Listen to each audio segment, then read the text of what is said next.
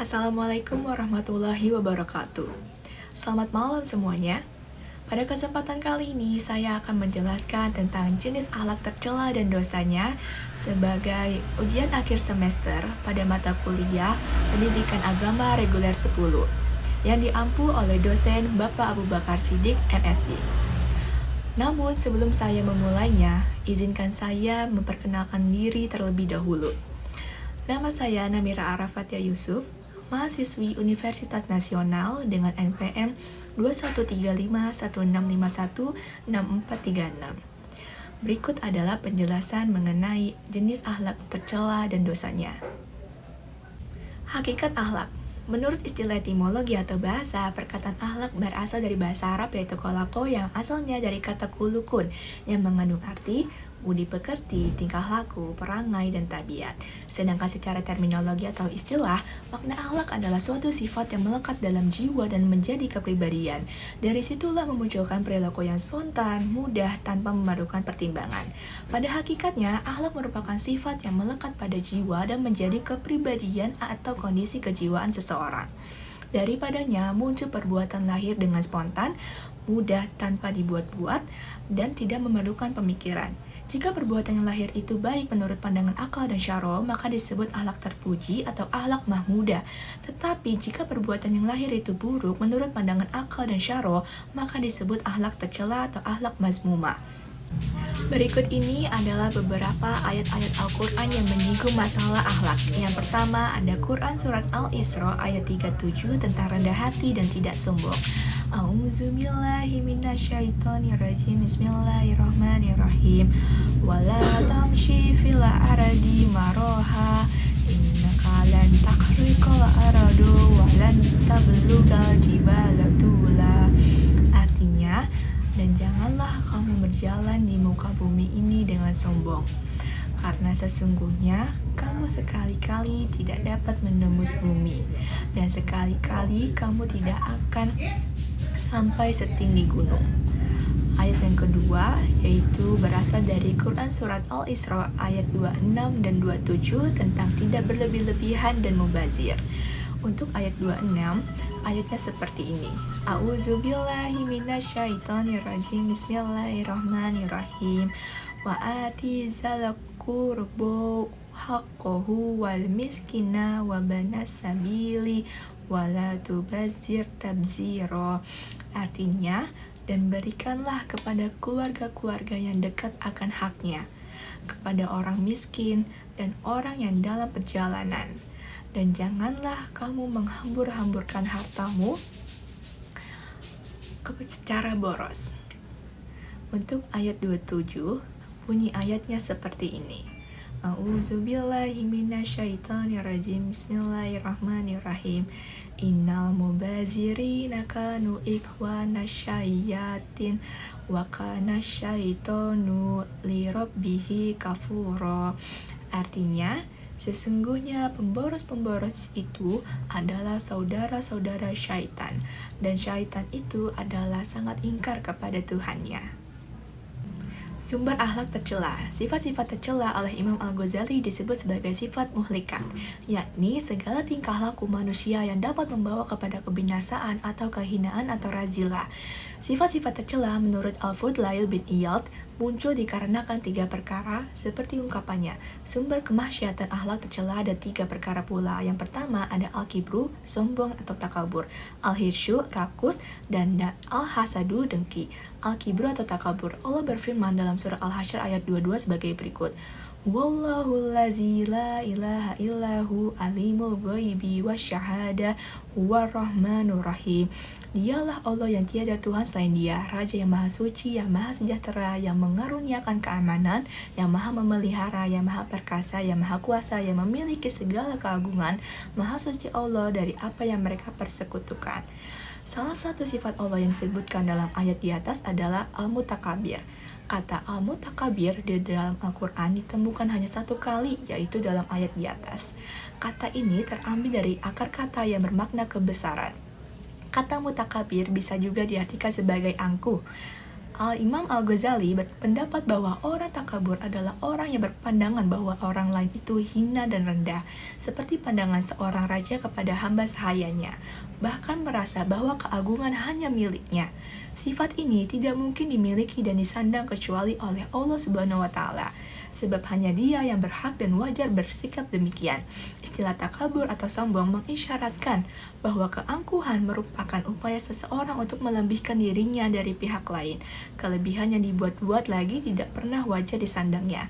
Takabur atau sombong adalah suatu perasaan yang terdapat di dalam hati seseorang bahwa dirinya hebat, mempunyai kelebihan dari orang lain. Misalnya merasa lebih dalam ilmu pengetahuannya, kekayaannya, kecantikannya, dan lain sebagainya.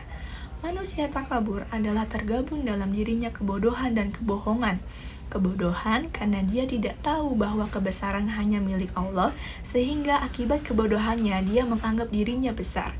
Dia juga melakukan kebohongan.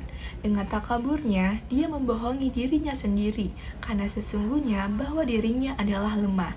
Namun dia merasa hebat. Bukankah takabur membuat-buat kebesaran pada diri yang pada hakikatnya tidak pernah dapat terwujud? Dalam sebuah hadis yang diriwayatkan oleh Ibnu Asyakir dari Ibnu Mas'ud, Rasulullah SAW mengingatkan kepada kita tentang bahayanya sifat takabur. Iyyakum wal kibra fa inna iblisa hammalahu al-kibru ala an yasjuda ladam. Hati-hati dengan takabur, karena iblis dilaknat oleh Allah akibat sikap takaburnya, tidak mau melaksanakan perintah Allah untuk melakukan sujud kepada Adam alaihissalam. Usaha menjauhi sifat takabur dapat ditempuh dengan 3 cara. Pertama, menyadari hakikat kejadian manusia dan meyakini kebesaran Allah. Dengan cara demikian, akan tumbuh sifat rendah hati, tidak takabur atau sombong. Yang kedua, membentengi diri dari setiap pengaruh yang menyebabkan takabur, seperti takabur karena ilmu, takabur karena harta, takabur karena kekuatan fisik, takabur karena ketampanan atau kecantikan. Al-hirsu, tamak atau loba atau rakus atau serakah. Tamak atau loba atau rakus atau serakah merupakan sumber akhlak tercela. Jika manusia sudah terkena oleh sifat ini, pasti akan terseret kepada perilaku tercela dan cenderung kepada perbuatan keji dan munkar. Sifat rakus timbul akibat dari ketidakmampuan manusia dalam mengendalikan hawa nafsu. Padahal hawa nafsu cenderung bersifat tamak atau rakus. Iyyakum wal hirsa fa inna adama hamalahul hirsu ala an akala minasyajarati. Hati-hatilah dengan tamak atau rakus, karena Adam alaihissalam terjebak dalam sifat rakus ini dengan memakan buah-buahan yang dilarang. Sifat serakah dapat dihindari dengan cara menyadari bahwa manusia bukan hanya sebagai makhluk pribadi, akan tetapi juga sebagai makhluk sosial yang hidupnya saling membutuhkan. Menyadari bahwa nikmat seperti rezeki dan musibah seperti penyakit berasal dari Allah untuk semua manusia. Dan yang ketiga, melatih diri untuk membiasakan membantu orang lain dan memperhatikan kepentingannya. Al-hasadu atau dengki. Hasud atau dengki ada 2 macam. Yang pertama, hasud yang tercela menurut syariat, yaitu tidak senang melihat kenikmatan ada pada orang lain dan ia menghendaki bahwa kenikmatan itu hilang dari orang itu. Terhadap jenis hasud ini, Al-Quran menggambarkan ketika menerangkan Qarun yang keluar menemui kaumnya dengan mengenakan segala perhiasannya. Sebagian orang merasa hasud serta berkeinginan memiliki harta kekayaan dan emas seperti yang dimiliki Qarun. Allah berfirman dalam surat Al-Qasas ayat 79, فَخَرَجَ عَلَى قَوْمِهِ فِي زِينَتِهِ قَالَ الَّذِينَ يُرِيدُونَ الْحَيَاةَ الدُّنْيَا يَا لَيْتَ لَنَا mithla ma utiya Qarun innahu lazu haznin azimin. Kemudian Qarun keluar menemui kaumnya dalam kemegahannya. Berkatalah orang-orang yang menginginkan kehidupan duniawi, alangkah ingin kiranya kami mempunyai seperti apa yang telah dikaruniakan kepada Qarun. Sesungguhnya dia benar-benar memiliki keberuntungan yang besar. Kedua, hasud yang dikenal dengan istilah ghibthah atau keinginan untuk menjadi seperti orang lain. Pada ghibthah, manusia berkeinginan memiliki kenikmatan seperti yang dimiliki orang lain, tanpa berusaha menghilangkan kenikmatan orang lain. Jenis ghibthah tidak termasuk pada akhlak tercela, lebih-lebih kalau kenikmatan yang ingin diperolehnya itu sesuatu yang terpuji dalam pandangan syariat. Seperti contoh, seseorang yang ingin mempunyai harta yang banyak agar dapat menginfakkan hartanya di jalan Allah Subhanahu wa Ta'ala, seperti halnya dilakukan oleh orang lain. Berkaitan dengan keinginan ini, Rasulullah SAW bersabda yang artinya tidak boleh hasut melainkan pada dua hal. Seseorang yang dikaruniai Al-Quran oleh Allah serta mengamalkannya siang malam, dan seseorang yang dikaruniai harta oleh Allah serta menginfakkannya siang dan malam. Penyakit hasut atau dengki ini sangat berbahaya dan suka diobati dengan terapi biasa. Penyakit ini banyak merusak, mengganggu, dan menghilangkan kebahagiaan hidup. Dan lebih jauh lagi dapat menyebabkan timbulnya perang dan malapetaka terhadap masyarakat. Selama rasa dengki ini bersarang di hati seseorang, selama itu pula ia tidak akan mendapatkan rasa bahagia dalam hidupnya. Ketiga sifat tersebut yaitu al-kibru, takabur, arhisu, tamak atau rakus, dan al-hasadu atau dengki. Oleh Rasulullah SAW disebut sebagai aslu kuli katin atin, sumber semua akhlak tercela. Akhlak tercela lainnya yaitu yang pertama ada ghibah. Ghibah secara bahasa artinya menggunjing, sedangkan menurut istilah yaitu membicarakan kejelekan, kekurangan, dan aib orang lain yang tidak disukainya. Orang yang gemar melakukan sifat tercela ini sama saja seperti memakan daging saudaranya sendiri. Sebagaimana dijelaskan dalam firman Allah SWT surat Al-Hujurat ayat 12. Ya ayyuhallazina amanu tanibu kasiram minaz zani inna badaz zani ismu wala tajazu wala yaktab badukum ba'da ayuhibbu ahadukum ayyakula lahma akihi maitan fakarihtumu watakullah innallaha tawwabur rahim. Artinya, hai orang-orang yang beriman, jauhilah kebanyakan purbasangka atau kecurigaan, karena sebagian dari purbasangka itu dosa. Dan janganlah mencari-cari keburukan orang, dan janganlah menggunjingkan satu sama lain. Adakah seorang di antara kamu yang suka memakan daging saudaranya yang sudah mati? Maka tentulah kamu merasa jijik kepadanya, dan bertakwalah kepada Allah. Sesungguhnya Allah Maha Penerima Taubat lagi Maha Penyayang. Kemudian, orang yang gibah ganjaran dosanya lebih berbahaya dari zina. Hal tersebut dijelaskan dalam hadis. Nabi SAW bersabda, jauhilah olehmu ghibah, sesungguhnya ghibah itu lebih berbahaya dari zina. Hadis riwayat Ibnu Hibban, Ibnu Abid, Daun Bi'ah, dan Ibnu Mardawai. Yang kedua ada namimah. Menurut bahasa, namimah adalah adu domba. Sedangkan menurut istilah, yaitu melakukan perbuatan yang dapat mengadu domba dua orang atau kelompok sehingga terjadi permusuhan dan saling membenci. Adu domba merupakan sifat tercela dan hukumnya haram. Sebagaimana dijelaskan dalam firman Allah SWT dalam Quran surat Al-Qalam ayat 10-11. Wala tuti kula halafim mahin hamazim masyasyaim binamim, dan janganlah kamu ikuti setiap orang yang banyak bersumpah lagi hina, yang banyak mencela, yang kian kemari menghambur fitnah. Sifat tercela ini harus dihindari karena akan menjadi penghalang baginya untuk masuk surga. Pelaku adu domba tidak akan masuk surga. Hadis riwayat Muslim nomor 303. Kisah akhlak tercela Sa'labah. Pada suatu hari, seorang sahabat Nabi yang bernama Sa'labah yang amat miskin datang kepada Nabi sambil mengadukan tekanan ekonomi yang dialaminya. Sa'labah memohon kepada Nabi untuk berdoa supaya Allah memberikan rezeki yang banyak kepadanya.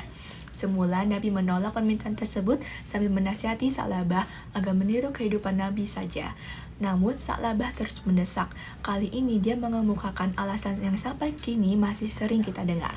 Ya Rasul, bukankah kalau Allah memberikan kekayaan kepadaku, maka aku dapat memberikan sedekah kepada setiap orang yang berhak menerimanya? Nabi kemudian mendoakan Sa'labah. Nabi menyerahkan ternak kepada Sa'labah. Dari waktu ke waktu, ternak Sa'labah berkembang dengan pesat sehingga ia harus membangun peternakannya agak jauh dari Madinah. Seperti diduga, setiap hari ia sibuk mengurus ternaknya. Ia tidak dapat lagi menghadiri sholat jamaah bersama Rasulullah di siang hari. Hari-hari selanjutnya, ternaknya semakin banyak, sehingga semakin sibuk pula Sa'labah mengurusnya. Kini, ia tidak dapat lagi berjamaah bersama Rasulullah. Bahkan menghadiri sholat Jumat dan sholat jenazah pun tidak bisa dilakukan lagi. Ketika turun perintah zakat, Nabi menugaskan 2 orang sahabat untuk menarik zakat dari Sa'labah. Sayang sekali, Sa'labah menolaknya mentah-mentah utusan Nabi itu. Ketika utusan Nabi datang hendak melaporkan kasus Sa'labah ini, Nabi menyambut utusan itu dengan ucapan beliau, celakalah Sa'labah. Nabi murka dan Allah pun murka. Saat itu turunlah Quran surat At-Taubah ayat 75-78 sebagai berikut yang artinya, dan di antara mereka ada orang yang telah berjanji kepada Allah, sesungguhnya jika Allah memberikan sebagian dari karunia-Nya kepada kamu, niscaya kami akan bersedekah dan niscaya kamu termasuk orang-orang yang soleh.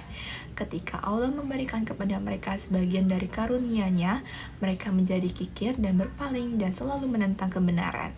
Maka Allah menanamkan kemunafikan dalam hati mereka sampai pada waktu mereka menemui Allah, karena mereka telah memungkiri terhadap Allah apa yang telah mereka ikrarkan kepadanya, dan juga karena mereka selalu berdusta. Tidakkah mereka mengetahui bahwa Allah mengetahui rahasia dan bisikan mereka, dan bahwa Allah mengetahui segala yang gaib?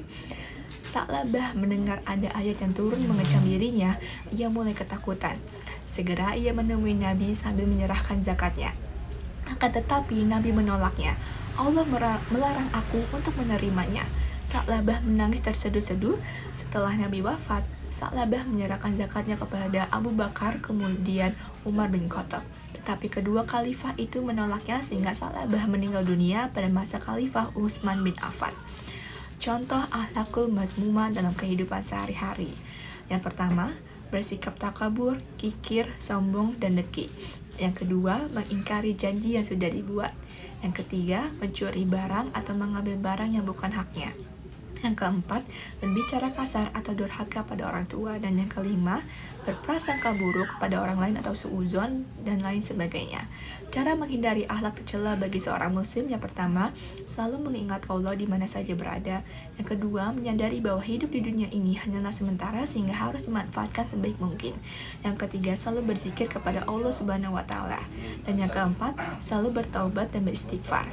Yang kelima, bergaul dengan orang-orang yang soleh, karena pergaulan yang tidak islami akan membawa malapetaka bagi diri kita. Dan yang keenam, meneladani kehidupan para nabi dan rasul serta orang-orang yang soleh. Hikmah menghindari akhlak tercela: yang pertama, mempertebal keimanan. Allah telah menurunkan kitab-kitab dan rasul-rasulnya adalah untuk memimpin manusia ke arah perbaikan akhlak, agar timbul perbaikan akhlak, agar timbul gairah pada mereka untuk berbuat kebaikan dan menjauhi kejelekan. Akhlak adalah tiang pembangunan umat, rahasia kebesarannya dan menjadi dasar dari kehidupan dan kebanggaannya. Bila baik akhlak manusia, maka akan baik pula lah semua perbuatannya dan akan harmonislah hubungannya, baik dengan Allah yang Maha Pencipta, dengan sesama manusia, dan dengan alam sekitarnya. Yang kedua, menambah giat beribadah. Seperti diketahui bahwa ibadah pokok dalam Islam adalah sholat, puasa, zakat, dan haji. Tidak hanya untuk mendekatkan hubungan dengan Allah, tetapi juga mempunyai pengaruh terhadap pembentukan budi pekerti yang baik. Demikian penjelasan dari saya mengenai jenis akhlak yang tercela dan dosanya. Apabila terdapat kesalahan dalam penjelasan tersebut, mohon untuk diperbaiki karena senantiasanya manusia dipenuhi oleh kekurangan. Dan apabila terdapat perkataan yang tidak berkenan dalam penjelasan tersebut, mohon dibukakan pintu maaf yang sebesar-besarnya. Demikian presentasi dari saya. Wassalamualaikum warahmatullahi wabarakatuh.